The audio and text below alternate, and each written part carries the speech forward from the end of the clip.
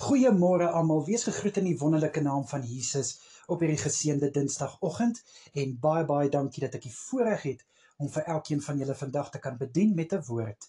Ons gaan aan met ons reeks antwoorde uit God se woord en vandag wil ek met julle praat oor iets wat baie vinnig van ons weggevat kan word en dis vrede.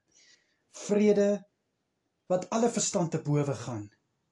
Soos wat daar geskrywe staan in Filippense 4 vers 7. Dit is die vrede wat God vir ons wil gee, kind van God. Vrede wat alle verstand te bowe gaan. Maar die wêreld is op so 'n plek wat dit ons vrede steel. Net as ons dink daar's iets wat vir ons bietjie vrede kan gee, dan steel die wêreld dit. En wat doen ons? Ons laat dit toe, want ons dink dit is normaal, maar dit is nie. Jesus wil vir ons elke een vrede hê.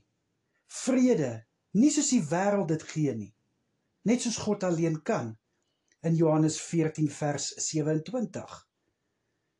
Nou, is dit nie beter om eerder sulke vrede te hê, as wat ons vrede het wat net vir 'n oomblik duur nie? Dit is 'n vrede wat baie mense najaag, ongelukkig. Maar, hoekom jaag ons nie eerder die vrede na, wat vir altyd hou nie? Omdat ons die God van vrede dien. In Engels sê hulle, the Prince of Peace. In 2 Tessalonisense 3 vers 16 sê dit, dat die God van vrede wil ook vir julle vrede hê.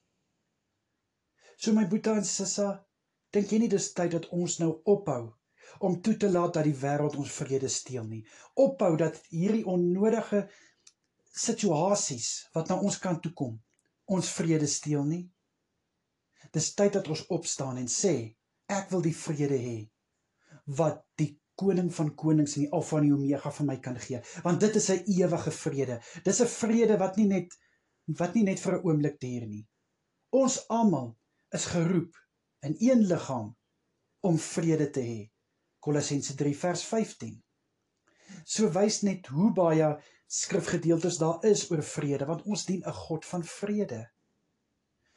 Kom ons hou op die duiwel soveel krediet gee om ons vrede te steel, want dis wat hy wil hê.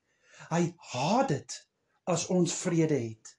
En hy sal enige iets, selfs enige iemand gebruik om ons vrede te steel, kind van God. En ons moet sterk staan. Ons moet in die vrede van God instap, want ware vrede kom van binne en dit kom nie van buite nie.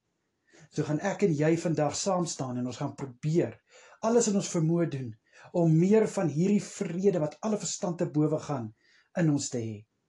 Maar ons kan dit nie doen sonder gebed nie, so kom ek bid vir ons. Here, ek bid in Jesus Christus naam. Daar's soveel dinge wat ons vrede wil kom steel, en ek bid vandag in Jesus naam, dat dit nou sal stop in Jesus naam. Dat ons die vrede wat alle verstand te bowe gaan, dat die vrede wat deur U gegee word, nie soos die wêreld gegee word nie, dat ons dit met albei hande kan aangryp, en ons kan dit ons sin maak.